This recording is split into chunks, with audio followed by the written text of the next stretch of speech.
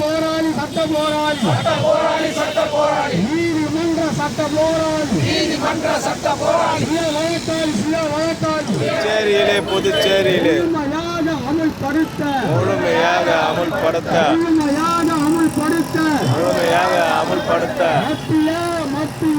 மத்திய தகவல் ஆணையத்தை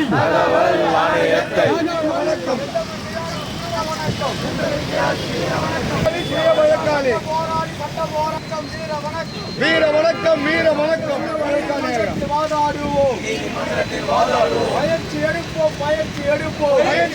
பயிற்சி